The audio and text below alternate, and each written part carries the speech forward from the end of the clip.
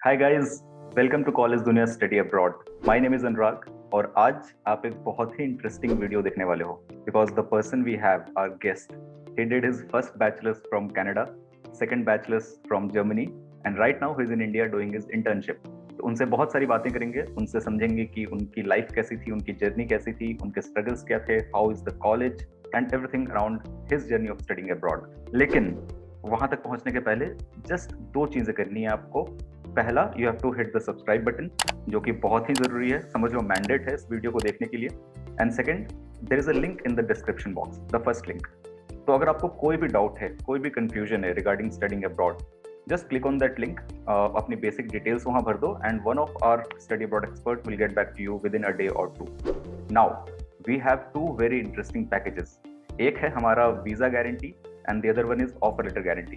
So do not miss to check them out as well. Once you are in touch with us, we'll let you know about that. तो चलो शुरू करते हैं our conversation. ज़्यादा time नहीं लूँगा मैं. Straight away presenting to you Mridul. So hi Mridul, how are you? Good. How are you? I'm good, perfectly fine. So Mridul, पहला सवाल. And I know ये बहुत ही थोड़ा सा you have a very unique profile, right? You did your first bachelor's in Canada and second one in Germany. Right. तो यार पहले तो ये बताओ कि ये दो बैचलर्स करने की जरूरत क्यों पड़ी आपको? Actually मैं जब मैं कनाडा गया था I was very young. I was just graduated from high school. और बहुत सारे मेरे फ्रेंड्स जा रहे थे तो मैंने उस पर्पस से मैंने सोचा क्यों ना मैं भी ट्राई करूँ। और एक्चुअली मैं जा भी पाया and I was very young. मैं पढ़ भी पा रहा था बट फिर भी मैंने किसी न किसी तरीके से अपनी ग्रेजुएशन कंप्लीट की एंड कुछ ही टाइम के बाद जब मेरी ग्रेजुएशन कंप्लीट हो गई तो मैंने जॉब किया कुछ टाइम। मुझे रियलाइज ही नहीं हुआ कि मैं क्यों कर रहा हूँ और क्या ये मेरा पैशन है कि नहीं कि मैं परस्यू कर रहा हूँ। तो आई टुक अ ब्रेक फ्रॉम स्टडीज़। मैंने सोचा रिग्रुप किया खुद को कि मैं finance and accounting he pursue करना चाह रहा हूँ या फिर मैं कुछ और ट्राई करना चाहता हूँ। तो मैंने एक बार फिर से ट्राई करके देखा कि is actually finance and accounting my passion और क्या मुझे वो इंटरेस्ट है। तो मैंने वो ट्राई किया। तो मैंने अब सोचा कि मैं डिजिटल बिजनेस में कुछ ट्राई करता क्योंकि we are all growing in digital perspective. तो मैंने सोचा कि थोड़ा मार्केटिंग ट्राई करते हैं, थोड़ा डिजिटल बिजनेस ट्राई करते हैं। तो मैं डिजिटल बिजनेस की तरफ आया। मैंने देखा कि यूरोप में बहुत सारे अच्छे बिजनेस स्कूल्स हैं, कनाडा में भी थे बट मैं चाहता था कि एक बार रिलोकेट करके देख लूँ कि कनाडा और ये फील्ड में लिए है कि नहीं। तो मैंने रिलोकेट करके देखा। यूरोप मुझे मिला, जर्मनी मुझे मिला और जो कॉलेज मुझे मिला वो पसंद का मिल गया, जो प्रोग्राम मुझे मिला वो पसंद का मिल गया। तो so far I am liking it but I am still contemplating कि मैं फाइनेंस एंड अकाउंटिंग में ही परस्यू करूँ आगे भी या फिर डिजिटल बिजनेस में या फिर मैं मिक्सचर ऑफ बहुत कुछ करना चाहूँगा। Great. So your first degree was in finance and accounting, which was in Canada. और जो अभी आप जो pursue कर रहे हो, that is digital business. Right. Okay. And which college are you in?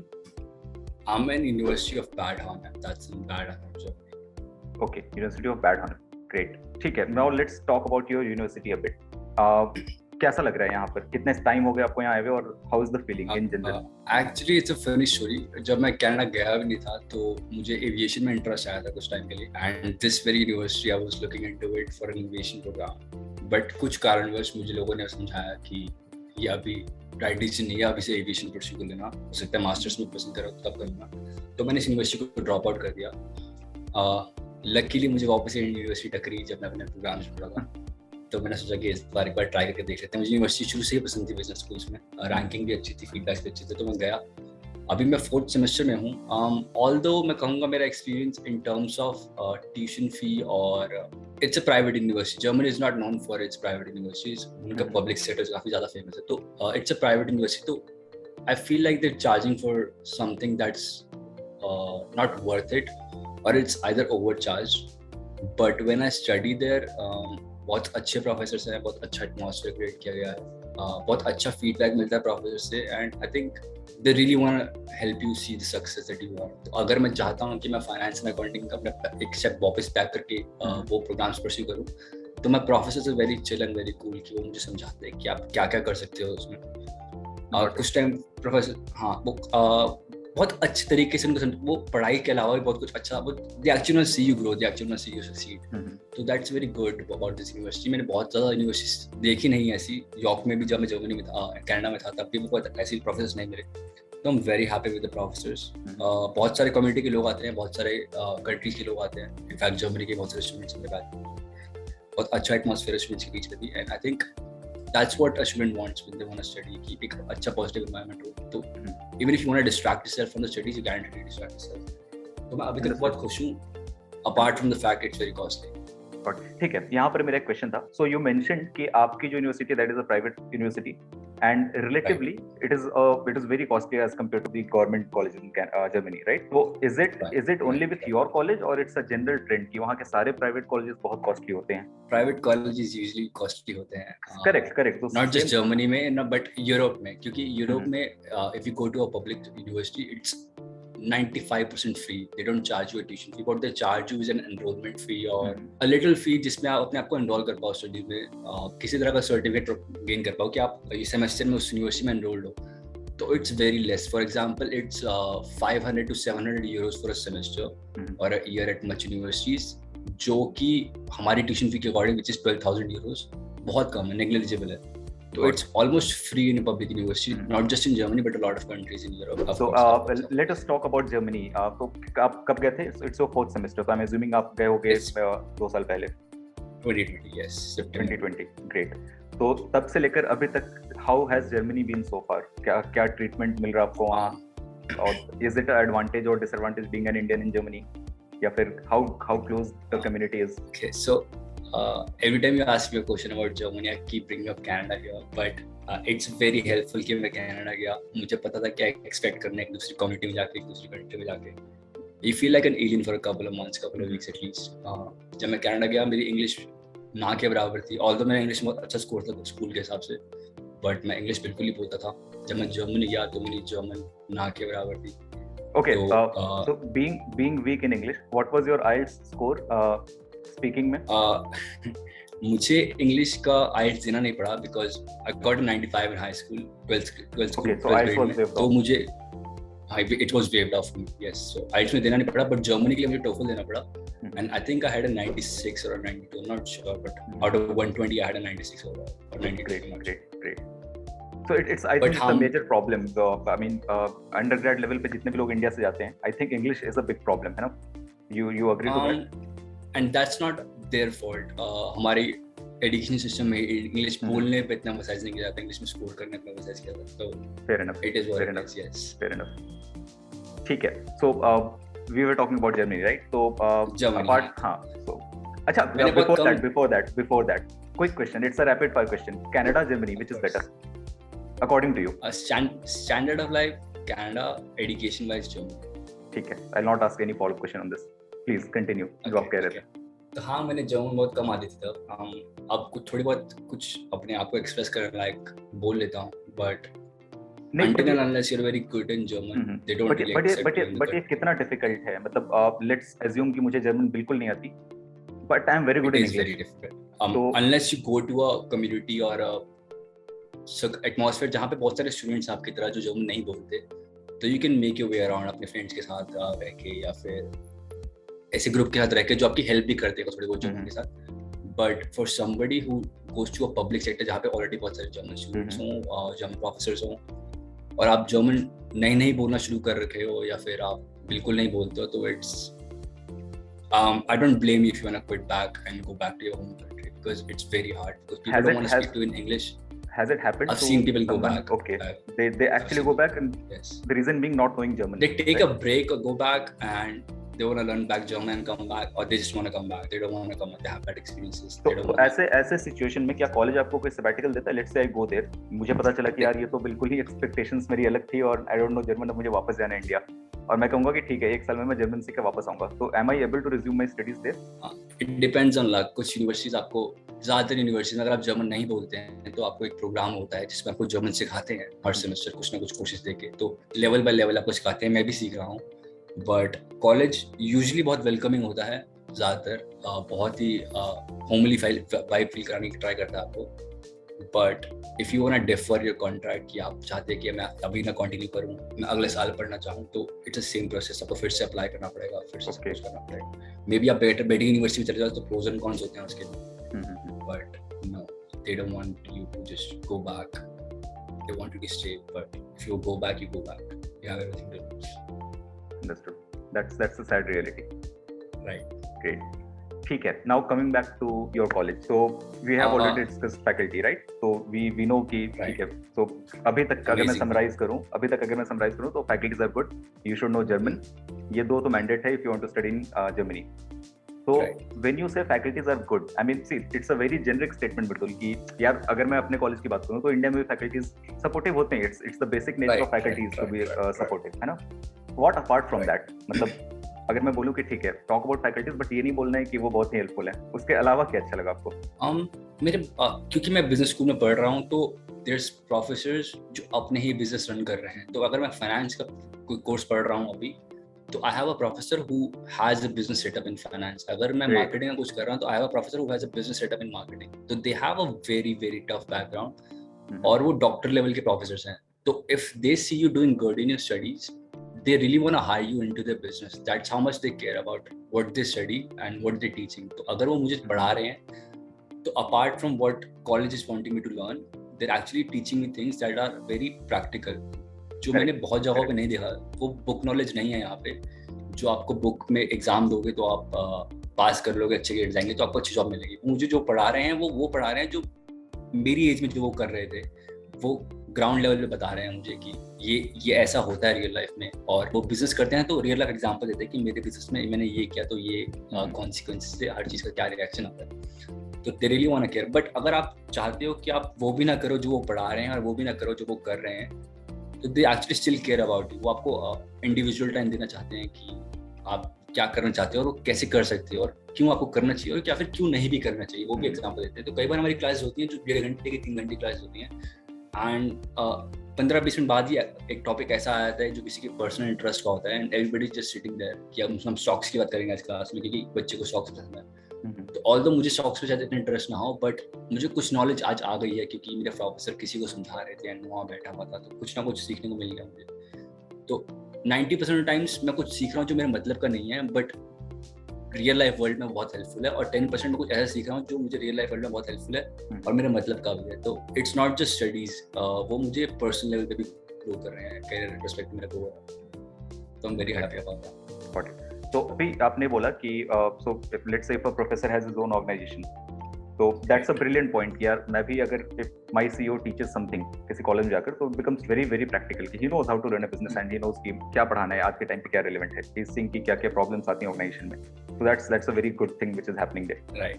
Now my actual question was कि ऐसा होता है, मतलब जैसे theoretically आप अगर अच्छे टच में हो प्रोफेसर से, do they actually hire people for their business from the same college? One of my professors offered me an internship, assuming that I know very good German.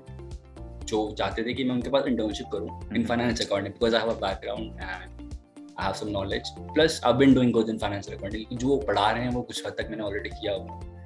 But since I didn't know any well German, मैं बहुत क के बराबर ही आती है German को, तो मैं नहीं कर पाया और भी बहुत रीजंस नहीं कर पाया. But you got the offer. You got the offer. I got the offer. And he still wants me to do a job at his place if I do good. Conditionally वो चाहते हैं कि अगर मैं ये कुछ लेवल्स क्रॉस कर लूँगा अपनी बैचेस के दौरान, तो वो चाहते हैं कि मुझे एक जॉब ऑफर करना, जिसका अभी मुझे कुछ बारे में पता नहीं है, बट who knows. और मेरे कुछ फ्रेंड्स हैं जो ऑलरेडी इंटर्नशिप कर रहे हैं कुछ प्रोफेसर्स के पास, कुछ हैं जो ग्रेजुएट हो चुके हैं और वो जॉब कर रहे हैं उनके पास, जो आज हमें ट्यूट करते हैं. बट या it's very practical, it's very true कि वो ऑफर करते हैं. ग्रेट यार, great. So when you were in the process of deciding the college, so apart from this particular college और क्या क्या options थे आपके पास, and was it always कि जर्मनी ही जाना है after Canada, या फिर उसके पास भी कोई वहाँ पे कुछ था कि यहाँ भी जा सकते हैं, यहाँ भी जा सकते हैं? बहुत सारे biased reasons थे कि I had a family member, 2 family members actually जो जर्मनी में थे. Although कोई connection नहीं है हमारा अभी, क्योंकि मैं अपना अलग स्टेट में पढ़ रहा हूँ, अलग स्टेट में काम करते हैं. But कभी मिलने का मौका मिला उनसे जर्मनी में? हाँ, ऑफ कोर्स. हाँ, जर्मनी में भी, जर्मनी के बाहर भी, we go to different places around Germany. तो हाँ, मिलने का मौका मिलता है, बट कभी ऐसा टचवुड मौका नहीं आया कि मुझे हेल्प की जरूरत हो और I got my family there. अभी तक कुछ जो भी हुआ है छोटा मोटा हुआ, I am able to have handle myself. हाँ, जर्मनी के अलावा ऑप्शंस थे मेरे पास, but I wanted to go to a German speaking country because I think Germany has a very good future in business.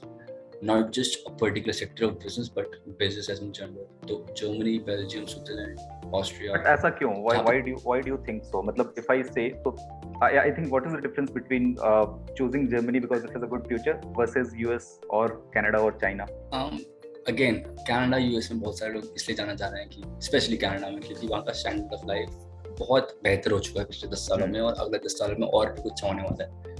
But मैं personal level पे मैंने जो observe किया है कि it's becoming very community based. तो अगर मैं इंडियन हूँ and if I have Indian friends जिनके पास इंडियन बिजनेसेस हों या फिर किसी भी तरह के बिजनेस हो, they'll try to help me. But again, if you are from a different country which is not neighboring to India, let's say you are from anywhere in Europe or anywhere in Australia, so it's not very helpful for you to get what you want because आप Indian नहीं है. तो मैंने देखा, although it's not racist, it's good to help people from your community, but it's वो ऐसा atmosphere में देखता बिल्डअप करता देखता रहा कि इंडियंस हेल्प कर रहे हैं, चाइनीज हेल्प कर रहे हैं, एंड मैं कभी उस चीज़ में इंटरेस्ट ले नहीं पा रहा था. बट मैं चाह रहा था कि it's very good time to explore the rest of the world. मेरे बहुत कुछ जर्मन फ्रेंड्स थे जो एक्सचेंज प्रोग्राम के थ्रू आते थे कनाडा, एंड मैं उनकी नॉलेज देखता था पढ़ाई के लेके, बिजनेस के लेके भी और बिजनेस के बाहर के स्टूडेंट्स के लेके भी. They had great knowledge, they had great vision for the future. तो plus I had family in Germany जो मुझे बताते थे इनसाइट क्या है कनाडा कंट्री के बारे में. तो I was very excited to see what it's really about. कि ऐसा are we calling a spade here or is it just all a lie? तो मैं चाहता था देखने में Germany. Plus we all know good businesses that are emerging from Germany, good automobile cars that are from Germany, right? Startups in Germany, in Frankfurt, are very big. It's like the next big thing. Like in India, startups को कितना value होता है, तो Germany ये हम सबसे बहुत साल पहले कर चुके हैं. They just trying to वो bugs fix कर रहे हैं अपने सॉफ्टवेयर में, और अभी हम सॉफ्टवेयर ही डेवलप कर रहे हैं. तो मैं चाह रहा था कि वो बग्स जो फिक्स करने का स्टेज है उसमें जाऊँ, become a part of it. हो सकता है मैं ही कोई नेक्स्ट स्टार्टअप क्रिएट कर पाऊँ अपने लिए. तो आई जस्ट वांट टू सी कि ऐसा क्या है. I am happy so far with my decision. Correct. So I think it was not a bad decision, right? You do not regret not it. So far. No. Awesome. थोड़ी मेहनत करनी पड़ती है अपने आप पे, आपको थोड़ी बहुत लैंग्वेज सीखनी पड़ेगी, थोड़ा एडजस्ट करना. वो तो आई थिंक वो हर जगह होगा. Whether you go to Canada में भी जाके लोगों की शिकायत रहती है that it's difficult to catch their accent enough. So exactly. That happens everywhere. Fair enough. तो इसका रिसर्च फेज कैसा था? मतलब व्हेन यू वर प्लानिंग कि ठीक है जर्मनी जाना है, तो कौन से कॉलेज में आना है, कैसे वो शॉर्टलिस्ट करना है, is college A versus B कौन सा बेटर है, ये सब कैसे कर रहे थे आप? नॉट गोना लाई, इसमें मुझे बहुत अच्छी हेल्प मिली मेरे कजन के थ्रू जो ऑलरेडी जर्मनी में रहते थे उस टाइम पे. उन्होंने मुझे बहुत लेवल तक स्पून फीड किया कि कैसे मुझे करना चाहिए. उन्होंने मुझे गाइड किया, स्पून फीड भी किया, गाइड भी किया. बट एक्चुअल लेवल रिसर्च पे अप्रूव करना या डिनाई करना वो उनका डिसीजन होता था. मेरा काम होता था यूनिवर्सिटी ढूंढना. तो जर्मनी अगेन बहुत ही ऑर्गेनाइज्ड है, तो उनकी एक वेबसाइट है डार्ट करके, that gives you a list of all the universities that, मतलब बहुत सारी इन्फॉर्मेशन वहाँ पे प्रोवाइड होती हैं, but it also gives you a university list कि आप कहाँ पढ़ सकते हैं, क्या प्रोग्राम ऑफर होते हैं इस यूनिवर्सिटी में, क्या ट्यूशन फी है, किस तरह की पढ़ाई होती है, किस लैंग्वेज में पढ़ाया जाता है, क्या क्या पढ़ने को मिलेगा आपको वहाँ पे, और पढ़ने के बाद आप क्या कर सकते हैं, वो सब एक वेबसाइट पे ही आपको मिल रहा है. तो मेरा काम था उस वेबसाइट पर जाना, रोज अपने मतलब के प्रोग्राम्स ढूंढना, अपने मतलब की यूनिवर्सिटी ढूंढना, इंग्लिश में यूनिवर्सिटी ढूंढना, इंग्लिश में कोर्स ढूंढना, एंड ऐसे कोर्सेज ढूंढना जिसमें मेरा कम से कम खर्चा हो, जो कि इवेंचुअली मैं नहीं कर पाया. बट बहुत सारे प्रोग्राम्स मैंने ढूंढे, बहुत सारी यूनिवर्सिटी ढूंढी. तो eight the and I think I had about 40-45 universities in my hand जिनमें मैं अप्लाई कर सकता था. फिर उसको हम नैरो करते गए कि क्या क्या इसमें प्रोज एंड कॉन्स हैं, क्या क्या यूनिवर्सिटी की रेपुटेशन के हिसाब से, रिव्यूज के हिसाब से, रैंकिंग के हिसाब से हमने उसको शॉर्टलिस्ट किया. बहुत कुछ पब्लिक यूनिवर्सिटीज आई मेरे पास, कुछ private I, but at the and IUBH में और 2-3 यूनिवर्सिटीज और में मेरा एडमिशन हुआ था.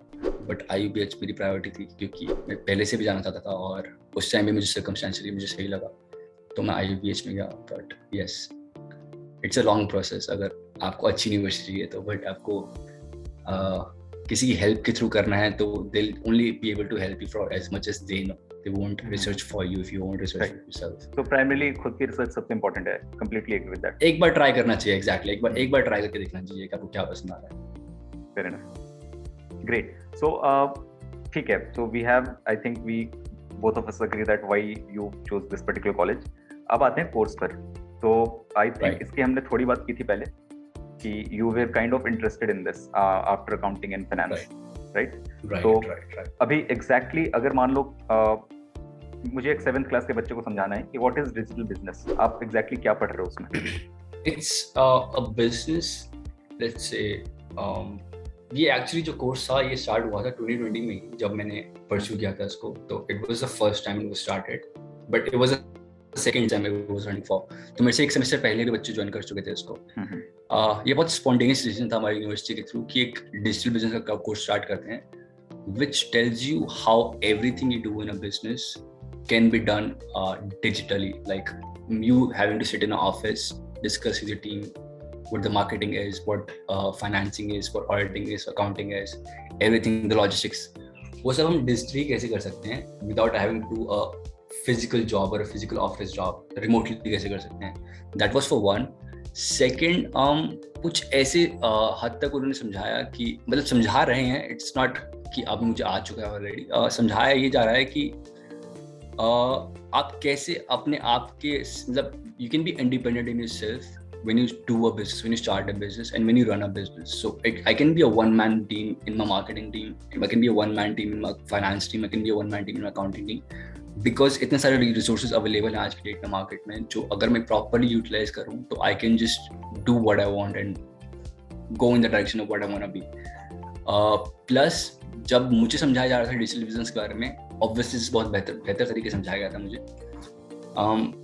बट जब मुझे समझाया जा रहा था तो I was in my mind एक विजन क्रिएट कर रहा था मैं कि मैं फाइनेंस एंड अकाउंटिंग को कैसे डिजिटल बिजनेस से क्रिएट करूं. तब I had a small vision कि why not I just start a business और a startup that does accounting and auditing and wealth management and financial advisory online. Like I don't do it in office. I don't run a firm that has an office in headquarters in Switzerland or Canada or wherever in the world, but do it online, जिसमें मैं Australia के लोगों को भी gather कर पाऊंगा, south Africa के लोगों को भी गैदर कर पाऊंगा, but it's online and we do it digitally. तो हमारी रीच भी ज़्यादा होगी and I can get employees from all over the world, I can get clients from all over the world. That was my vision when I was thinking about it.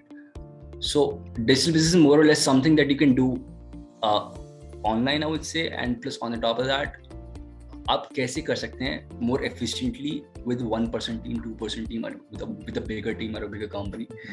It's more or less knowledge of that. शायद मैं सही समझा नहीं पा रहा हूँ, but it's more than that. No, I think I got it. तो इस कोर्स में एडमिशन कैसे होता है? So you get your, you appear for a TOEFL, right? Right. आपको अपनी लैंग्वेज की प्रोफिशिएंसी देनी पड़ती है. जर्मनी में I'm not sure अगर अलग कंट्रीज में भी ऐसा है कि नहीं, बट जर्मनी में इनका एजुकेशन सिस्टम ऐसा है कि उनको हाई स्कूल में उनके 13 इयर्स होते हैं, हमारे यहाँ पे 12 होते हैं. तो they had since I did 12 years in India, तो मुझे एक साल एक्स्ट्रा प्रूव करना पड़ता है कि मैंने क्या किया 12th के बाद. तो if you gonna go to Germany for an undergrad, आपको 12th के बाद एक साल कुछ ऐसा करना पड़ेगा, चाहे आप BBA करो, BCom करो, एटलीस्ट एक साल के लिए आपको कोई ना कोई कोर्स करना पड़ेगा जिसमें आप पढ़ रहे हो कुछ प्रोफेशनली या फिर अपने कैरियर से रिलेटेड. वो मैंने नहीं किया था. तो लकीली मैं कनाडा गया हुआ था, तो मुझे जर्मनी में एडमिशन मिल गया उस वक्त, क्योंकि I had a whole degree in that, right. तो प्रोसेस ये होता है कि आपकी एक प्रोफेशनसी होनी चाहिए. अगर आप जर्मन कोर्स में जाना चाहते हैं तो आपको जर्मन नॉलेज होनी चाहिए एक लेवल तक. इंग्लिश में जाना चाहते हो तो इंग्लिश की प्रूफ करनी पड़ती है एक लेवल तक. आपका हाई स्कूल ग्रेड डिसेंट होना चाहिए कि आपको देख के लगे कि आप एक्चुअली में पढ़ने जा रहे हैं, and it's not a honeymoon. What do you mean by decent? मतलब is there a fixed cut off कि एटलीस्ट इतना तो होना ही चाहिए? Yes, depends on university and program to program. कुछ universities ask करती हैं कि you have a 75% at least score in high school aggregate. कुछ universities की demand 50% तक ही होती है, कुछ university demand 90% तक भी होती है. Luckily for me, I had a 92% aggregate in high school, but इनकी demand 70-75 के around थी. I'll tell you why they really require a decent grade in your high school in just a minute. But ये कुछ चीजें होती हैं. Apart from that they ask you for a letter. तो the process कि आपको एक लेटर लिखना पड़ता है प्रेसिडेंट को और अपने डीन को, किसी को भी, कि why do you want to study that program, why do you want to study that program in that university, why in that country, आप क्या कर पाएंगे इस प्रोग्राम से कंट्री के लिए, अपने आप के लिए क्या विजन है. तो दे रियली केयर कि आप क्यों वो पढ़ना चाह रहे हैं. And if everything is in good shape and size, everything goes right, तब आपको एडमिशन मिलता है. I have a question here. So did you take any professional help for writing this letter? या फिर ये it was just out of your own thought? I was guided by my cousin जिन्होंने already अपनी masters वहाँ पे की हुई थी. Okay. तो उनको थोड़ा बहुत knowledge था, but no, मुझे कोई professional help नहीं मिली. But I was looking at online articles कि कैसे लोग अपने आप को approve करते हैं, how they want to be presentable, क्योंकि सबका विजन एक ही है कि उनको प्रोग्राम करना है, उनको डिग्री करनी है, क्या प्रोसेस है, विजन सबका एक होता है. But I was just trying to learn online and through my cousin कि मैं कैसे अपनी स्किल्स को पॉलिश करके बता पाऊँ कि मुझे क्या करना है, ताकि मैं साफ शब्दों में बता पाऊँ. या that's the process. They really require कि आप अच्छे से पढ़ें 12th में या फिर ग्रेड्स बैकग्राउंड में अच्छे हों, क्योंकि जर्मन एजुकेशन सिस्टम स्टार्टिंग में बहुत हार्ड होता है and it gets easier as you go. तो आप देखेंगे कि अगर आपके बैच में 100 बच्चे हैं फर्स्ट सेमेस्टर में, तो सेकंड सेमेस्टर में आते आते आपके बैच में 30 बच्चे बचे होंगे, थर्ड सेमेस्टर में आपके बैच में 15 बच्चे बचे होंगे, फोर्थ सेमेस्टर में आते आते 10 बच्चे बचे होंगे. It's just a hypothetical number, but system उनका ऐसा है कि अगर आप पढ़ाई में इंटरेस्टेड नहीं है और आप पढ़ रहे हैं फिर भी टाइम पास के लिए या फिर यू जस्ट किलिंग टाइम, आप अपना टाइम यूटिलाइज नहीं कर रहे हैं, तो they just want to filter students out कि सेमेस्टर बाय सेमेस्टर वो हार्ड को इजी करते रहते हैं, ताकि जिनको नहीं पढ़ना वो ऑब्वियसली फर्स्ट सेमेस्टर से बाहर हो जाए and they take a break, they regroup themselves कि अगर उनको करना है तो वो क्या करना चाहते हैं, वो पढ़ना चाहते हैं, ब्रेक लेना चाहते हैं. That's why it's very required कि आप 12th में कैसे हैं और ग्रेजुएशन से पहले क्या कर रहे हैं, ग्रेजुएशन के बाद क्या कर रहे हैं. Probably I think this is the reason why they need very good marks in 12th, I think. Right. ठीक है. So मृदुल, अभी तक जितनी हमारी बातें हुई है, I have a feeling that academics पे बहुत ज्यादा फोकस है जर्मन कॉलेजेस का. Am I right? Right. And how? मतलब अगर आप easy तो नहीं कहूँगा मैं academics को. Academics is very hard. It's difficult. Not academics is not difficult, but how they test your knowledge is very difficult. आपको जो पढ़ाएंगे वो बहुत easy है, but जब वो आपसे पूछेंगे कि जो हमने पढ़ा है वो आपको आता है कि नहीं, it's very difficult. Basically exams बहुत hard होता है. Exams बहुत hard होते हैं. कैसे होते हैं मतलब? They'll teach you A plus B plus C or something like that. Let's 5 plus 5 is 10. But in the exam, it's going to be 500 plus 500 or 5,000 plus 5,000 or 5 million plus 5 million. Although they've taught you how to add, but they just change the numbers completely differently. That's just a ये आप बहुत लोगों को सुनते आएंगे, but I'll tell you how they write, कि हम exams लिखते कैसे हैं. If my exams is of accounting or marketing or finance, किसी भी चीज़ का एग्जाम हो या फिर business charts का ही समझ लीजिए, जो कि बहुत ही प्रैक्टिकल एग्जाम होता है, इसमें आपको बहुत लिखना होता है and every question has to be given a lot of time to write कि आप क्या लिख रहे हैं उसमें, क्योंकि वो बहुत डिटेल में आपसे आंसर पूछते हैं कि आपको एक्चुअली में पता है कि नहीं आपने क्या लिखा है, क्या पढ़ा है. And if my exams is of 90 marks, 90 points, तो मेरा एग्जाम का टाइम भी 90 points का ही होगा. And it's very difficult for someone to write a 90 marks exam in 90 minutes, क्योंकि आपके 10 marks का एक क्वेश्चन आ जाएगा and you spending 45 minutes in it, and the next thing you know the exam's almost over, and you have still 10 more questions to solve. तो मैं अभी 4th semester में आ गया हूँ and I haven't written a single exam in my 4 semesters कि जो मैं exams पूरा लिख पाया हूँ. I haven't been able to complete a single exam. Most students का यही हाल है कि हम exams लिख नहीं पा रहे हैं, और मैं कई बार फेल भी, 2 एग्जाम्स में मैं फेल भी इस चक्कर में हूँ कि मेरे पास टाइम नहीं था लिखने का.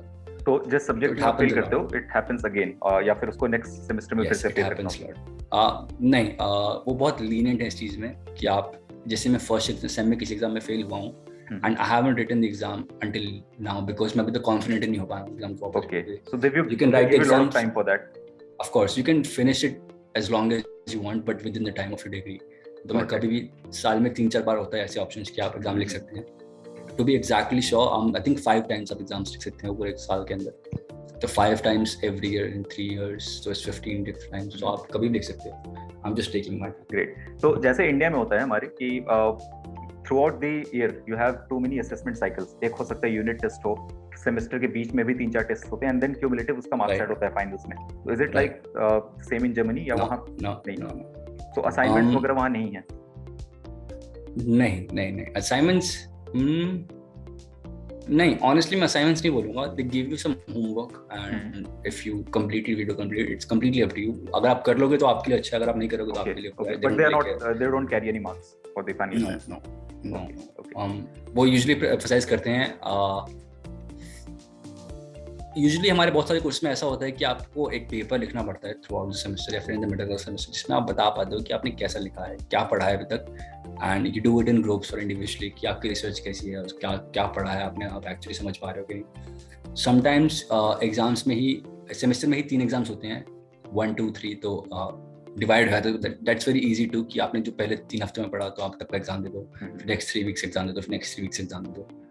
और या फिर एग्जाम होता है कि थ्रू आउट द सेमेस्टर कोई एग्जाम नहीं हुआ, it's either final at the end or it's just a complete paper that you submit at the end कि आपने जो भी पढ़ा है, आपकी रिसर्च को कैसा था उसके ऊपर, या फिर what you understood from the student. तो जनरली जो स्टूडेंट्स होते हैं, I am not talking just about Indians, but जो जनरल आपके ब्रांच में जो स्टूडेंट्स हैं, तो कैसा होता है? एग्जाम के 2 रात पहले पढ़ाई होती है इंडिया में जैसा होता है, या फिर थ्रू आउट साल भर पढ़ते हो आप लोग?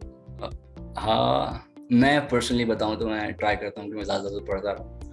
मैं पूरे सेमेस्टर भी नहीं पढ़ता, बट मैं एग्जाम से 2 दिन पहले भी नहीं पढ़ रहा होता। I try to pay as much attention as I can during the class, क्योंकि I think if I do that I can actually get 80% of my work done. मेरे फ्रेंड्स भी कुछ मोर और लेस ऐसे ही हैं, कुछ ऑब्वियसली हर जगह होते हैं जो एग्जाम से 2 रात पहले भी नहीं पढ़ रहे होते और पूरे सेमेस्टर भी नहीं पढ़ रहे होते। करेक्ट। और कुछ ऐसे होते हैं जो पूरे सेमेस्टर भी पढ़ रहे होते हैं, तो 2 रात पहले वो आराम से सो रहे होते हैं। बट मैं दोनों में नहीं हूँ। I try to pay attention in class. मैं चाहता हूँ कि जब मैं क्लास में बैठा हूँ तो सिर्फ मैं क्लास में बैठा हूँ और मैं जो करने के लिए बैठा हूँ वही कर रहा हूँ। मेरे कुछ फ्रेंड्स से मैं जो मेरी बैच में होते हैं उनसे मैं टच में रहने की ज़्यादा ट्राई करता हूँ, ताकि आई नो कि इवन दो मुझे कुछ पता हो, मैं फिर भी उनसे बात करता हूँ उस बारे में कि हो सकता है उनको कुछ ज़्यादा ऐसा पता हो जो मुझे ना पता हो। तो I try to keep in touch with what's going on in the classes and what's going on outside of the classes well, तो एक बैलेंस बना रहे। बट हाँ, मैं चाहता हूँ कि मैं वीक में 1-2 बार अपने क्लास को टाइम दे दूँ पर्सनली भी क्लास के अलावा। और क्लासेस होती कैसे है? मतलब वीक में हर दिन क्लास होती है या फिर 1-2 दिन का गैप मिलता है? नहीं, इट डिपेंड्स। जैसे कनाडा में मेरे पास होता था कि कभी कनाडा में I actually got a schedule कि मैं अपने आप खुद पिक कर सकता था कि right it's usually 2 classes for every semester, every course in the semester. So you get either a morning class or afternoon class or evening class. So in Canada I had to pick 2 classes. It's either 1.5 hours of classes throughout the week, twice a week, or 3 hours of class once a week. तो कभी मैं सुबह 8 बजे class में जा रहा था, कभी शाम को 7 बजे क्लास में जा रहा था या 9 बजे क्लास में जा रहा था। जर्मनी में आई गेट अ स्केड्यूल जिसमें मुझे ऑब्वियसली उसमें भी 3 घंटा होता है, चाहे हफ्ते में 2 बार हो या फिर हफ्ते में 1 बार हो 3 घंटे का। I am given a schedule. कभी सुबह हफ्ते में 1 ही बार होता है ज़्यादातर कि 3 घंटे क्लास होती है, कभी 2 होती हैं, but it's not every day of classes and full day of classes. कभी एक दिन में 1 क्लास होती है, कभी एक में 2 क्लास होती है, कभी कोई क्लास नहीं होती है। तो what do people do generally जिस दिन क्लास नहीं है? मान लो मंडे को क्लास हुई, ट्यूसडे को क्लास नहीं है मेरी, ट्यूसडे को लोग क्या करते हैं फिर? I personally try to spend like I give myself a professional atmosphere when I'm in university as well. तो मैं ट्राई करता हूँ ज़्यादा कि मैं सुबह 8, 8:30, 9 बजे अराउंड यूनिवर्सिटी पहुँच जाऊँ, इवन तो मेरी क्लास हो ना हो तो बहुत बढ़िया, आई गेट ऑन टाइम। नहीं हो तो थोड़ा इजीली भी पहुँच जाता हूँ, आधा घंटा late. Until 5 I try to stay in university as much as I can. अगर मेरे पास क्लास है या नहीं है, I try to complete any assignments, any research work, any thesis. I try to self-study. Exactly. I self-study. I socialize. Try to कभी-कभी आधे पौने घंटे का ब्रेक लेके फ्रेंड्स के साथ बैठ के हम थोड़ी बहुत बातचीत कर ली, थोड़ा लंच ग्रैब कर लिया या फिर पढ़ लिया। नहीं भी पढ़ा तो I just sit around with my friends जो मेरे बैच के हों, कुछ ना कुछ ऐसा डिस्कशन आ ही जाता है कि हम पढ़ाई के ऊपर क्या कर लेते हैं या फिर फ्यूचर डिस्कस कर लिया। कई बार आपको अपने प्रोफेसर दिख जाते हैं कॉफी शॉप में, तो आप उनके कॉफी में बात कर लो, कुछ सीखने को ही मिलता है usually. But I try to give, मैं अभी से आदत डालना चाहता हूँ कि मैं दिन में इतने घंटे बाहर रहूँ, तो आगे जाके फ्यूचर में कभी जब जॉब कर रहा हूँ तो मुझे डर ना लगे इस वजह से कि हम So don't you have an option of earning while you're not studying? Part time job का क्या सीन है? ऐसा कुछ है वहाँ पे? अभी तो मैं फिलहाल नहीं कर रहा हूँ। 2 रीजंस कि मेरी जर्मन इतनी स्ट्रॉन्ग नहीं है, तो इफ आई गो एनीवेयर मुझे जर्मन मेक सेंस, मैं नहीं बोल पाऊंगा। सेकंड आई थिंक मुझे ऐसा लगता है कि मैं कहीं ना कहीं पे डिस्ट्रैक्ट कर लेता हूँ। If I am very money oriented कि मुझे चाहता हूँ कि मैं when I start working I get as much money as I possibly can for myself, or just for myself. I don't want to earn for anybody else. Right now my English is just paying for myself. तो मेरा एक vision होता है कि मैं को ये करना है, इस तक ये करना है, वो करना है। तो if I start working, I get very distracted. ये मेरा पैटर्न है जो मैंने कनाडा में ऑब्जर्व किया। तो if I start working, I'm gonna get distracted from my studies.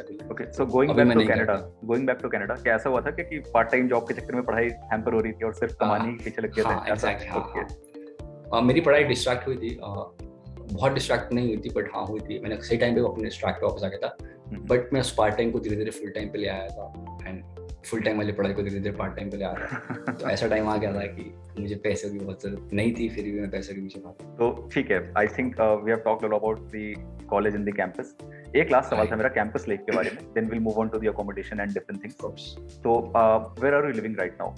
In Germany और नहीं, I mean in Germany right now okay sorry, right now you're in India, I'm so sorry, right, but so when you go back to Germany on campus in campus है ना? Okay, so yes, it's a hostel. It is a hostel, yes. ठीक है, so before we get into the details, how is the campus life? कैसा माहौल कैसा है वहाँ पे? I would say कि your vibe attracts your tribe is a very big thing that say in Canada. तो जैसे आप हो गए आपको इसी तरह के दोस्त मिलेंगे, तो मैंने कुछ अपने आप पे एक्सपेरिमेंट किए फर्स्ट और सेकंड सेमेस्टर मैंने अपने आप को उन दोस्तों के करीब रखा जिसमें मैं कुछ उसको एंजॉय कर पाऊँ अपने यूनिवर्सिटी के फर्स्ट ईयर्स को। हम शाम को रोज घूमने जाते थे, हम शाम को रोज पार्टी करते थे, नहीं भी जाते थे तो हम हॉस्टल में कुछ ना कुछ कर रहे होते थे। देन धीरे धीरे मुझे लगा कि अब it's time to change myself little. अब मेरे दोस्त कुछ ऐसे हैं जो मिक्सचर ऑफ बोथ हैं, जो पढ़ाई भी करते हैं, वीकेंड्स पे we go out for dinners और we go out to have couple of drinks. I think this is the usual pattern, right? लोग जब नई जगह जाते हैं तो initially they waste a lot of time in partying and all, and फिर बाद में उनको समझ आता है कि नहीं पढ़ाई भी करनी है। नई फ्रीडम होती है, नई फ्रीडम होती है, नया जोश होता है, राइट। बट कैंपस लाइफ में बताऊं तो it's very fun. I think everybody should try it at least once in the life, कि आपको अपनी एज के अलग अलग तरह के दोस्त मिल रहे हैं जिनके अलग अलग माइंडसेट है, अलग अलग कम्युनिटी से आए, अलग अलग बैकग्राउंड से आए। I got to meet a lot of people from Ukraine जिनको मुझे नहीं पता था उस टाइम पे कि आज इस स्टेज पे होंगे वो लोग। I got to meet a lot of people about different cultures, Africa कुछ cultures ऐसे। I speak a lot of different words from different languages क्योंकि मुझे friends ऐसे मिले। तो मुझे बहुत कुछ सीखने को मिलता है, बहुत कुछ पर्सनल ग्रोथ होती है इन लोगों से सीख के। बहुत एम्पैथी, जैसे कुछ इमोशनल जैसे ऐसे एम्पैथी, अंडरस्टैंडिंग बहुत सारी बिल्ड होती है क्योंकि you see somebody who's coming from a very weird background. It's not weird, not too privileged background, but when they come there, they're sacrificing for their family, they're sacrificing for themselves, and you want to help them. You understand कि इस तरह के भी लोग होते हैं, like लोग life में इस तरह की फाइट्स भी कर रहे हैं when you're just having fun। तो बहुत कुछ सीखने को मिलता है, and it's also fun कि आपको नए दोस्त मिलते हैं, you meet different types of people, you meet कुछ lessons सिखाने को मिलते हैं लोग, तो it's very fun। I think everybody should try it at least once in their lifetime, if not for like whole degree, but at least a semester or two। It's actually cool। आपको बहुत कुछ सीखने को मिलता है अपने independence के बारे में। Cool। तो आपकी फीस कितनी थी? You said around 12,000 euro per year, right? Yes, it's 11,990 to be exact per semester, plus और कुछ। Okay, that is for one semester. So साल का हो गया। That's for one year. I'm sorry, if I said one semester, that's for one year। It's for 1 year, 12,000 right. euro for 1 year। ठीक है। Right। Roughly how much would be it in Indian currency? I think about 8 to 9 lakhs a year। ठीक है, 8 to 9 lakhs। So how was this financed? Did you pay it yourself या फिर आपने loan लिया था?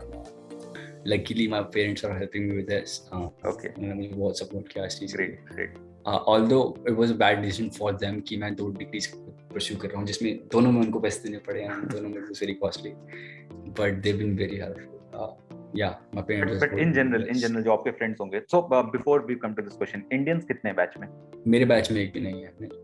एक भी नहीं। And how big is the class size? मतलब मेरे प्रोग्राम में एक भी नहीं है, बट मेरे बैच में आई थिंक तीन चार हैं, आई थिंक 3-4 हैं, जिनमें से मैं सिर्फ एक को जानता हूँ क्योंकि हमारे कुछ कोर्सेज अलाइन हुए हैं आपस में साथ में, बट बाकी सब मिलने वाला बाकी। So digital business में एक भी इंडियन नहीं है, and overall in the year पूरे कॉलेज में पूरे बैच पे जो मेरे सेमेस्टर में स्टार्ट हुए थे, हाँ आई थिंक 3-4 को मैंने नाम सुना है, एक को मैं पर्सनली जानता हूँ अच्छी। So why is it so? I mean, it's giving me an impression that it's not a very close community of Indians there in your college. Is it so? No, I think it's rather that a lot of Indians are not in our college specifically. Germany, if you talk about Indians, a lot of usually I would say it's not a stereotype, but a lot of engineers tend to go there or doctors tend to go there, and then university is a business school, so it's not very attractive towards Indian community। और जो भी Indian से अगर business कुछ पढ़ना चाहता है तो I think there is a lot of different options in a lot of different countries in a lot of different cities.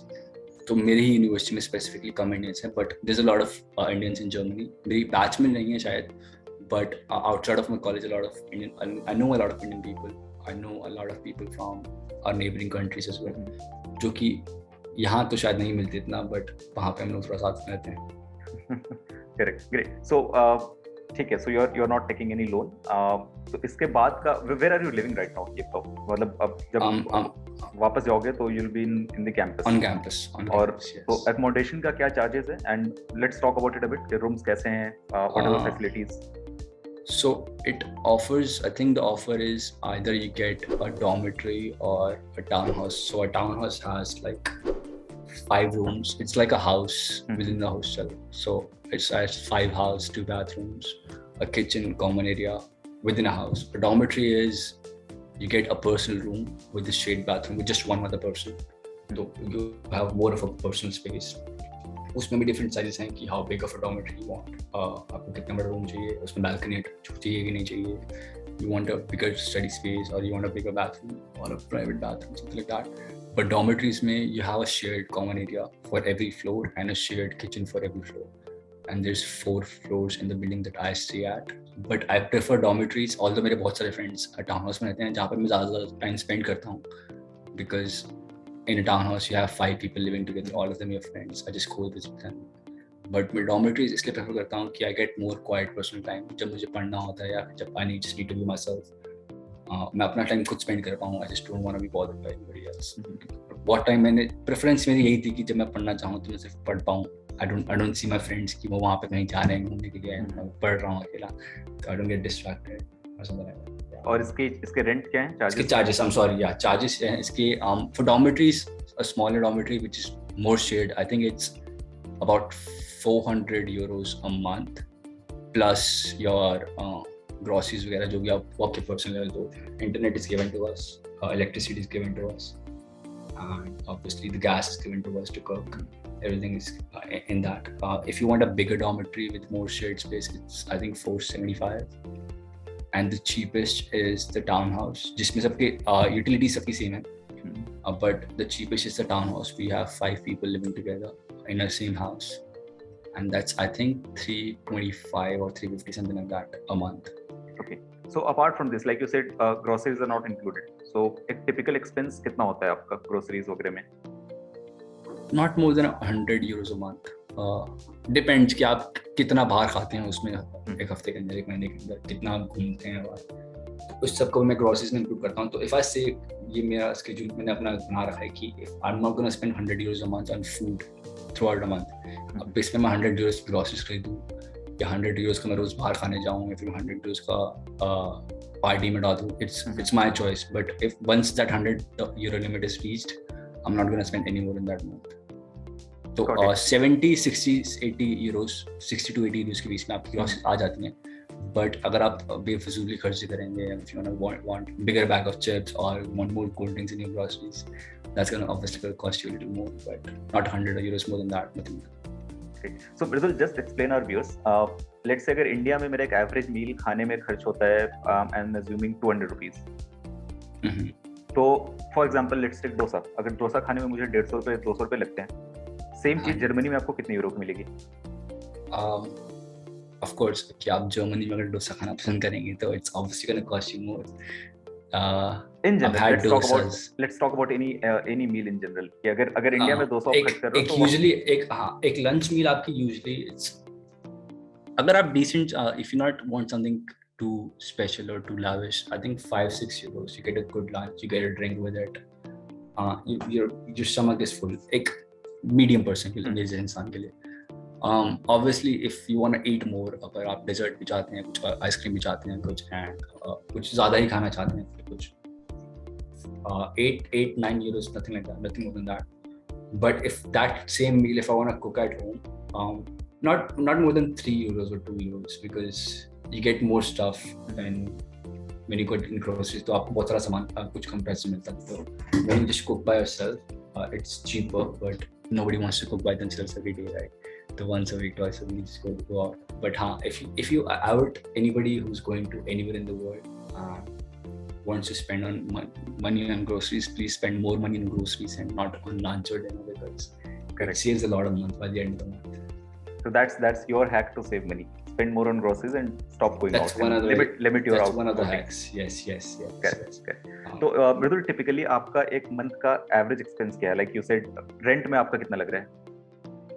It's 450. I pay for my Wi-Fi but separately, because my side of the building has some issues with the Wi-Fi. क्योंकि it's a community issue कि वहाँ के लोगों को कुछ college से कुछ issue चल रहा था, तो I pay for my Wi-Fi separately. तो I'll tell you, in a month, including accommodation and everything, I don't pay more than 550 or 560 euros more than a month. Accommodation, groceries, okay, so if सब मिला के. If I talk about the breakup, so almost 400-450 goes to the rent and Wi-Fi. Right. Around 100 would go to groceries and all. Right. और बाकी आप कह रहे हो laundry, traveling, इन सब चीजों में. ये सब traveling, I get a semester ticket जो कि एक region में हर यूनिवर्सिटी जर्मनी में तो मिलता ही है. I'm not sure about other European countries. तो जर्मनी में आपको अपनी यूनिवर्सिटी के थ्रू एक सेमेस्टर टिकट मिलता है that you can travel within that region for free. तो आपको बस, trams, trains सब free है उसके लिए. तो I don't pay much for. What do you mean by within a region? कहाँ से कहाँ तक? Is it limited to your city? No, it's more than the city. तो हमारी कुछ आसपास की cities भी include होती हैं. तो let's say if you live in Delhi and if you get a bus pass for Delhi, so it's a Delhi NCR ticket. Got it. And that is free. So everyone gets it, irrespective of the course and all. It's not free. You just pay a cheaper amount to get it for the semester. And that is included in your semester fees, I think. No, you paid separately. So agar, let's say, for example, if that's also for public universities, not just for private universities. Let's say I'm paying 500 euros a month for a semester for my studies, but I also pay a 50 euro, 60 euro for my semester ticket, which is gonna help me travel as much as I want throughout the semester. Understood. So, mota mila jula kar, I can assume if someone is going to Germany, you'll have to shell out around 500-550 euros a month on apart from life. It depend करता है. Right, and where you live in the city. My city is not so mainstream. It's not so. अगर हम यहीं Frankfurt में या Berlin में रहते होते तो रेंट ज़्यादा होता, वाईफाई ज़्यादा होता, ट्रैवल ज़्यादा होता, बाहर खाना पीना ज़्यादा होता. But since I live in a smaller town comparatively, मेरे खर्चे कुछ कम हो. But it's for anybody. I think Germany is. We have a blocked account system here. So if anybody who goes to anywhere in Germany and living anywhere in Germany as a student, they don't tend to pay more than 750 euros, I believe, a month anywhere in the country in a month. And what is this concept of blocked account? So what happens if as a student I spend more than that? You're in trouble a little bit. But yeah, it's a lot of countries tend to do that now. So blocked account basically आपको एक amount होता है जो कि government या फिर country decide करती है कि let's say कि हमारा standard of living for a student is India की लैंग्वेज समझाऊँ तो लेट्स से एक स्टूडेंट इंडिया में महीने में 15,000 से ऊपर नहीं स्पेंड कर सकता, राइट? तो 15,000 में 12 टाइम्स करेंगे तो हमारे पास 180,000 करीब आ जाएगा, 1,80,000 करीब आ जाएगा for a month, for a year. तो वो कंट्री आपसे पहले ही अकाउंट खुलवा लेती है एंड बेस्ड ऑफ दैट आपको प्रूव करना पड़ता है कि आपने वो अकाउंट खोल लिया, you have that amount for that year. आप when you get to that country आपको हर महीने उतने ही पैसे मिलेंगे, 15,000 रुपये महीने में, जो आपको ट्रांसफर सेविंग अकाउंट से या फिर ब्लॉक्ड अकाउंट से आपके करंट अकाउंट में आ जाएगा. तो you get 15,000 in a month. आपको उससे ज़्यादा स्पेंड कर ही नहीं सकते फॉर दैट मंथ. तो if I get my first payment on 1st of July, so I'll get 15,000 for the month of July, and the next payment is going to come back to me in August. But meanwhile, in between, you are free to do part-time jobs and earn more for yourself. Of course, you get 20 hours a week to work and get the money for yourself. वो भी आपको on top of that मिल जाएगा. If somebody wants to spend more than 15,000 a month, they can add more money to their bank account and get more money. Let's say they want to get more than that, so they add that much money more than that. वो मिल जाता है. तो in Germany, it's I think around 750-720 a month. जिसमें country में कहीं भी रहोगे तो किसी स्टूडेंट का उससे ज़्यादा खर्चा नहीं होगा. Got it. And this amount is decided by the government, so makes sense. Great. So coming back to your hostel, any plans of moving out of the hostel and living nearby the college, or या फिर यहीं पे रहना है throughout your degree? मैं चाहता हूँ अगर मैं move out करूँ भी तो I move out at a distance कि मैं walking distance पे कर रहा हूँ. I have a fear कि कई बार मुझे लगता है कि what if there's an emergency कि मैं कई बार नहीं उठ पाया सुबह उठ के नहीं जा पाया college, I'm late for the class or I'm late for an exam or I'm sick for the day, right? तो कई बार होता है कि आप घर पे ही अगर आप बीमार हो तो you just stay back, stay home. But कई बार होता है कि you go to the college, you're not feeling well, you still go to the college and you feel worse now. And अगर आप off campus रहेंगे तो you have to wait for the bus, wait for the taxi, drive all the way back home. On campus में just walk back home, just in the convenience. अगर मुझे 12 बजे ऐसा लग रहा है कि मैं बीमार हूँ, मेरी 4 बजे class, I can go back, walk back in 2 minutes, take some rest, 3 hours, 4 hours, 10 minute class से पहले भी उठूँगा, I can go back to the class. कई बार मॉर्निंग में मेरी क्लास होती है 8 o'clock होती है तो I just wake up at 7:45, go to the class, come back and take a shower and then go for the next class. कई बार ऐसा होता है तो on campus बहुत comfortable हो चुका हूँ मैं. But which is cheaper? Which is cheaper, on campus or off campus? Off campus. And by how much? Let's say अगर यहाँ पे $400. It's a drastic change, yeah. So I think 280-290 is average for people. Great. So almost you'll be saving $100 if you're living off campus. Exactly. But लोगों को पता है कि if you are a student and you want a place to stay anywhere near the campus, it's going to be costing you more because the landlord knows कि you're a student and you want a place near to the college. अगर आप थोड़ा दूर ढूंढने की try करेंगे या फिर आप 10-15 मिनट 20 मिनट दूर जाएंगे तो it's gonna get much cheaper, 220, 190, 200 euros ऐसा भी मिलता है. Also it depends on how many rooms are there in the house. If the house is just by yourself or you're gonna live in an apartment, बहुत सारे pros and cons होते हैं, बहुत सारे conditions होते हैं. हाँ, so makes sense. not more than 300 euros. Great. So okay, understood. इसके अलावा, so if we talk about your jobs, so I got a reason, I understood कि ठीक है मृदुल को part time job नहीं करनी है for so and so reason. But what about your friends? Right. Or is anyone doing it in people you know? Yes, there's people who don't know German are doing it. There's people who know German are doing it. There's both types of people. Depends what type of job you want. तो कुछ दोस्त मेरे ऐसे भी हैं जिनको मैं जानता हूँ जो जर्मन बिल्कुल नहीं बोलते हैं and they get a job in a warehouse. They're just at the back of the place and they don't have to talk to much people. They're just doing their job. और food delivery jobs होती हैं. They just use their bicycle or they just use their car to drive around and deliver food. तो ऐसी छोटी मोटी jobs जो German ना बोलने के साथ कर सकते हैं. Basically anything जहाँ आपको public से interact नहीं करना हो. You can कम से कम interaction हो, exactly. हाँ, कम से कम interaction. And how's the typical pay? I think it's 950 an hour for my region of country. So it varies from where you live, what city you live in, what state you live in. तो हमारे city के आसपास I think it's 950 or 925 something like that per hour. तो इतना आप कमा सकते हैं. Yes. Also अगर आप overtime करते हैं या overtime usually लोग नहीं करते हैं, you can only work 20 hours a week. But it changes slightly if you work late at night. तो आपको थोड़ा ज़्यादा मिलता है. Plus if you're working कि आज Saturday आज मैं नहीं काम करता हूँ but किसी ने छुट्टी ले ली और मेरे को बुलाया गया है तो I get paid an extra because I'm coming in last minute. So how do typically people search for jobs? या ऐसे ही वो random घूमते हैं दुकानों में CVs लेकर या is there a portal which your college helps with? There's a lot of times कि malls वगैरह में जाते हैं तो they have posters set up कि हम this shop is hiring or that shop is hiring. बहुत टाइम ऐसा भी होता है कि यूनिवर्सिटीज के पास आते हैं लोग, they just publish themselves we need a job, we need people, we are hiring, so they just offer jobs. तो कॉलेज में बताता है ईमेल करके this place is hiring, that place is hiring. If it's a decent job, they don't come to university कि आप हमारे warehouse में काम कर लीजिए. They don't come for that. If it's an office job, a corporate job, or a student-oriented job, तो usually university में आके लोग बताते हैं, they promote themselves and university भी चाहती है कि बच्चे जॉब करें तो स्टूडेंट जॉब करें तो उनके लिए अच्छा है, उनका मोर एक्सपोजर मिलेगा. बट हाँ, ऑनलाइन भी तरीके होते हैं. I think Indeed is one of them, LinkedIn is one of them. I've seen people get hired from Facebook Marketplace as well. तो there's pros and cons of everything. कि कई बार लोग चाहते हैं कि Facebook के थ्रू ना हायर हो क्योंकि they tell you they're going to be a different job and you just go there and you have a different job in hand.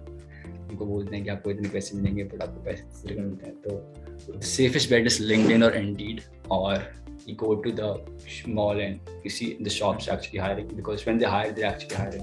They're not playing with the kids. So, got it. And is there a limitation? Like I think you said 20 hours a week, or like when you are studying, and when you're not studying it, I think for the summer break, I think we can do full time. So that's 40 hours a week. तो हाँ, जब आप नहीं पढ़ रहे हो इसका मतलब ये नहीं कि आप सेमेस्टर छोड़ के आप जॉब कर रहे हैं. जब तक आपका कॉलेज का टाइमिंग है तब तक आप 20 आवर्स कर सकते हैं. When I get free after my exams in April or May, whenever they end, until the next semester starts, when I'm on my break, summer break, तब तक हम कर सकते हैं. Right? और ये ब्रेक कितने ड्यूरेशन का ब्रेक होता है यूजुअली बिटवीन 2 सेमेस्टर्स? कनाडा में आई थिंक मुझे मिलता था पूरे 4 months. तो अप्रैल में मेरे एग्जाम्स खत्म होते थे, मई जून जुलाई अगस्त, कभी कभार सितंबर भी पूरा मिलता था टू डू फुल टाइम. और जर्मनी में you get a month free in between both your semesters. So I get free in March for a month and I get free for August and sometimes partially September as well. A month and a half. Yeah. Understood. So Mridul, what about the full-time job? क्या सोचा है मतलब? What are your expectations? यार at least इतना तो कमानी ही है अगर जर्मनी में रहना है तो. I think 50,000 euros a month. Not a month, 50,000 euros a year per annum. I wish you could 50,000 euros a month. I mean, that would be awesome. But for a starting job, I think I can do that. ठीक है, तो but eventually. So basically, what you are saying is कि to have a good lifestyle, you need at least 50,000 euros in a year. जो मेरे perspective में good lifestyle. Correct. So मोटा it comes to around 4,000 euros a month. Right. So that will be sufficient. Right.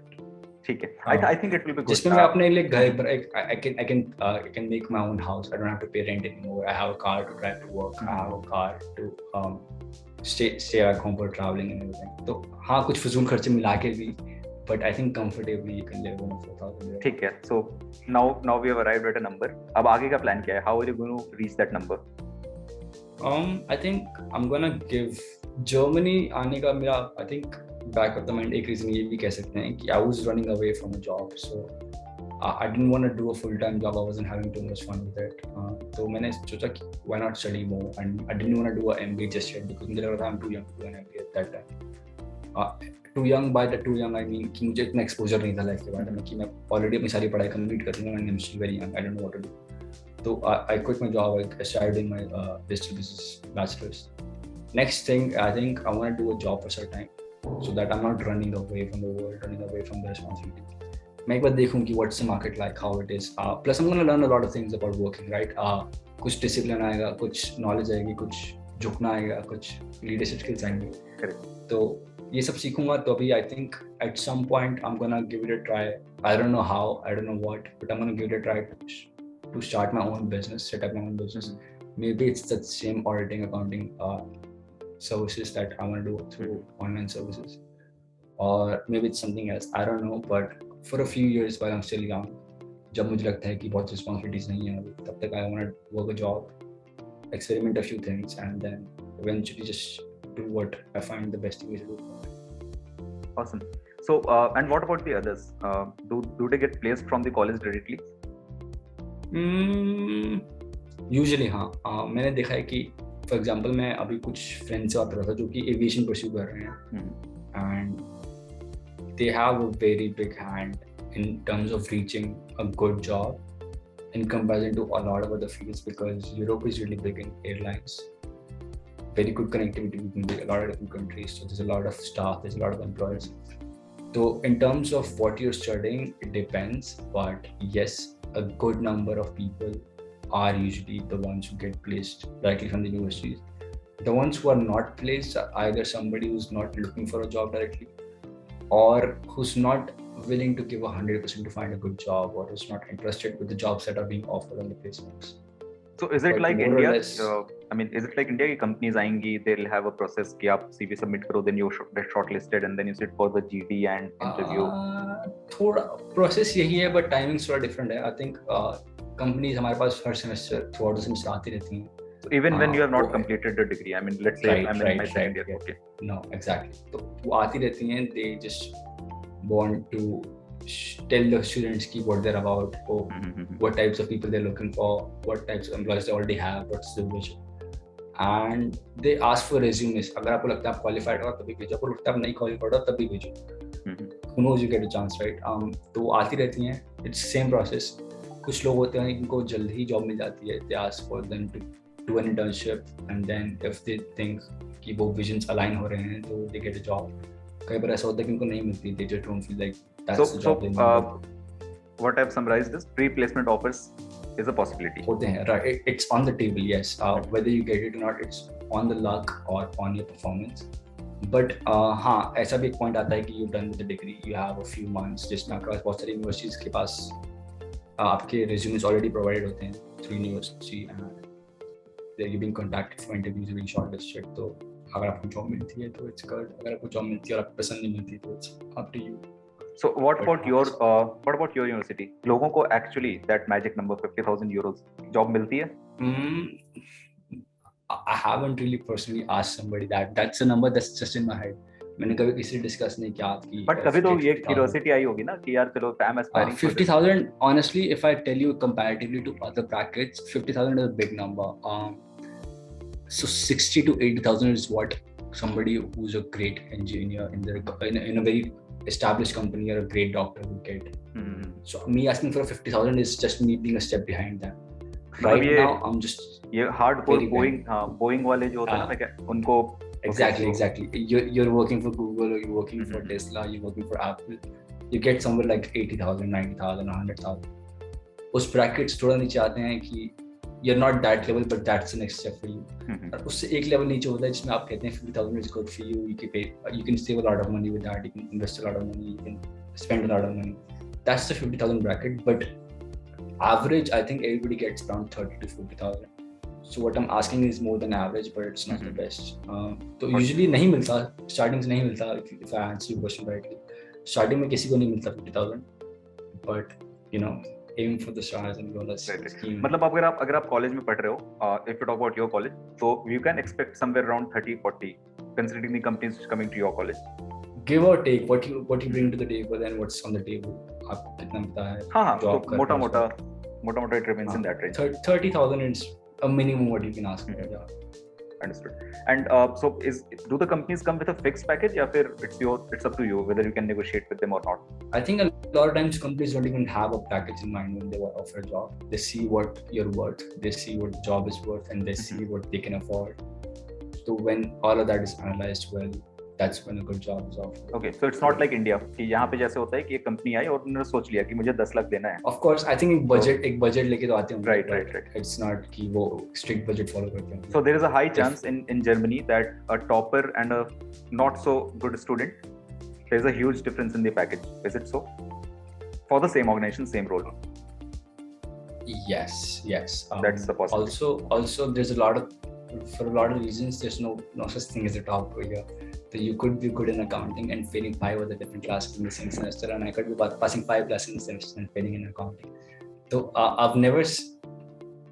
I think we should have mentioned it before, but in Germany, I've never seen a semester or a year जिसमें मुझे लगा हो कि this particular kid in the class is a topper of the class, or this particular kid is the best student in the class. ऐसा कभी नहीं हुआ. ना कि उनको ऐसा भी नहीं लगता होगा, ना स्टूडेंट्स को ऐसा लगता. आई थिंक प्रोफेसर्स भी ऐसे डिफरेंशिएट नहीं कर पाते कि who's the good kid, who's the bad kid. तो everybody is on the same level. अगर आपको किसी चीज़ में अच्छी नॉलेज है, finance is my great subject, तो अगर आपको मार्केटिंग की नॉलेज है, if you both get a job in finance, of course I'm going to have a better package than you. But if you go for marketing, you're going to have a better package.